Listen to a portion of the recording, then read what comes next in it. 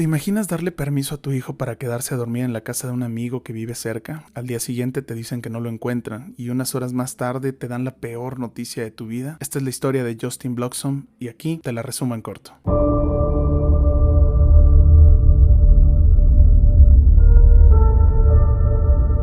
Justin Bloxham es un chico de 12 años que vive en Luisiana, Estados Unidos. Vive con su madre, la cual siempre está al pendiente de él. A Justin, como cualquier chico, le llaman la atención las redes sociales. En ese tiempo, la red social de moda era MySpace. Sus papás le habían prohibido que creara una cuenta ahí, porque aún no tenía edad para eso. Él, como todo adolescente, no hizo caso y creó su cuenta a escondidas. Su papá lo detectó y le avisó a su mamá. Ella habló con Justin y le dijo que tenía estrictamente prohibido volverse a meter ahí. Él obedeció y lo dejó, pero nunca cerró la cuenta. Un año más tarde, a unas semanas de su cumpleaños, Justin le pidió permiso a su mamá para poder quedarse en la casa de su amigo Dustin, el cual vivía a unos minutos de su casa. Esa noche ellos jugaron y platicaron como siempre, hasta que se hizo tarde y llegó la hora de dormir. Ambos se fueron al cuarto de Dustin, donde se durmieron en una litera. Justin se quedó en la parte de abajo y su amigo dice que alrededor de las 9:30 p.m. se quedó dormido, pero Justin seguía escribiéndose por teléfono con una novia virtual que tenía. Al poco rato Justin se quedó dormido, pero de repente un mensaje a las 11 p.m. lo despertó. Era una persona desconocida. Le dijo a Justin que se llamaba Amber y que una amiga en común le había dado su número, que ella había visto su foto en MySpace y le parecía lindo. Él se sintió en confianza y siguió platicando con ella. Al día siguiente por la mañana, su amigo despierta y al asomarse a la cama de abajo, ve que Justin no está. En ese momento él pensó que tal vez había despertado e ido a la sala, así que fue a buscarlo, pero no lo encontró por ningún lado en la casa. Fue con su mamá y le preguntó si sabía dónde estaba Justin. Su mamá le dijo que no, que probablemente se fue a su casa temprano. Le dice que vaya para casa de Justin a confirmarlo. Dustin va inmediatamente a la casa de Justin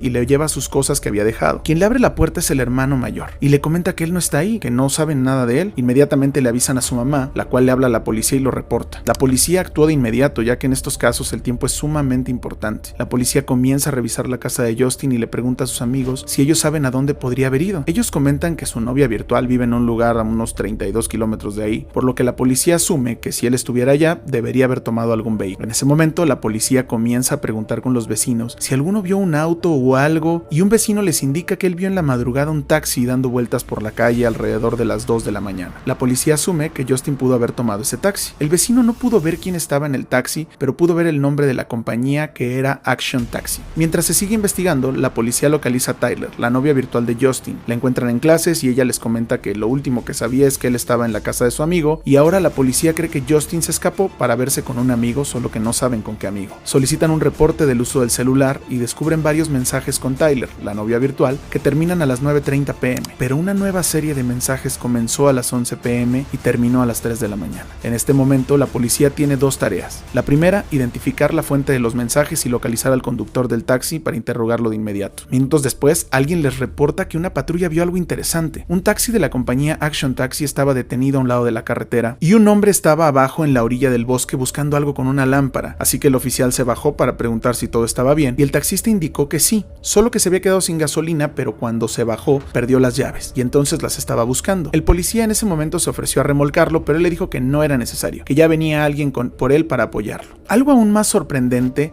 es que cuando la noticia de que se buscaba un taxi de esa compañía empieza a circular, otro oficial reporta un hecho muy curioso. Él acababa de ver hace unas horas, a las 8 de la mañana, un taxi varado a un lado de la carretera, y el conductor estaba muy molesto, haciendo corajes, jalando el volante. En ese momento él no se detuvo a investigar, pero cuando lo menciona le piden por favor que vaya y verifique si el taxi sigue ahí. Él inmediatamente se dirige al lugar donde vio el taxi, y una vez que llega el taxi ya no está. Encuentra ahí muchas colillas de cigarro, como si alguien hubiera estado esperando ahí mucho tiempo. En ese momento ve que adentrando en el bosque hay muchas huellas, como si muchos animales hubieran pasado por ahí. Eso se le hace sumamente raro, ya que no es algo común, y decide caminar hacia adentro del bosque para investigar. Llevaba apenas unos cuantos metros cuando alcanza a ver un par de jeans en el piso. Se acercó rápidamente y vio algo que jamás hubiera deseado ver. Encontró el cuerpo de Justin tirado boca abajo, y cuando se acercó lo revisó de inmediato y no tenía pulso. Rápidamente dio aviso a sus compañeros sobre el hallazgo. En ese momento se volvió prioridad localizar al taxista y saber qué había tenido él que ver en la muerte de Justin. La agencia de taxis se puso en contacto con la policía y les indicó que el chofer del taxi se llamaba Brian Horn, y también les indicó que ese día por la mañana se había presentado, entregado su taxi y había renunciado. Esto hacía cada vez más sospechoso el comportamiento de Brian, así que se dirigieron rápidamente a su casa, donde encontraron a la esposa de Brian, la cual les indicó que ellos habían peleado hace un par de semanas y estaban tramitando el divorcio, que tenía ya varios días que ella no sabía nada de él. En ese momento la policía emitió un comunicado de prensa buscando a Brian Horn. No les tomó mucho tiempo encontrarlo, ya que él se presentó voluntario involuntariamente en las oficinas de la policía con su hermano Kevin. La policía lo cuestionó y le preguntó qué hacía en ese lugar en el bosque. Él afirmó lo mismo que le había dicho a la policía en la madrugada, que se quedó sin gasolina, que perdió las llaves. También negó que hubiera recogido a alguna persona esa noche. La policía aprovechó y se acercó con su hermano de Brian y le preguntó si él sabía qué objetos había recogido del taxi. Su hermano les indicó que unos cigarrillos, algunos papeles y una tarjeta SIM que estaba con los papeles. Brian le dijo a la policía que él no tenía celular, que su esposa lo destruyó cuando ellos pelearon tiempo atrás. La policía, mientras tanto, revisaba la casa de Brian en busca de su teléfono y también su computadora en busca de más información. Detectaron en la computadora que su esposa había estado haciendo muchas búsquedas de encuentros en pareja. También encontraron una carpeta con imágenes y videos explícitos. Lo más grave es que mucho de ese material era de personas menores de edad. La policía seguía cuestionando a Brian sobre si había estado cerca del lugar donde recogieron a Justin. Él lloraba y decía que la verdad no recordaba dónde había estado la noche anterior. La policía siguió encontrando más contenido explícito en su computadora y de personas siendo sofocadas, lo cual lo hacía parecer más culpable. El problema es que todo estaba en la sesión de su esposa. Y lo peor es que la policía aún no encontraba a Amber, la chica misteriosa de los mensajes que recibió Justin en la noche. Al revisar a detalle la conversación con Amber, descubren que ella estuvo charlando con Justin, enviando mensajes de texto e imágenes. Al principio la conversación es muy normal: ¿quién eres? ¿De dónde me conoces? Y cosas así. Pero poco a poco la conversación fue escalando y se volvió más explícita e íntima. Esta chica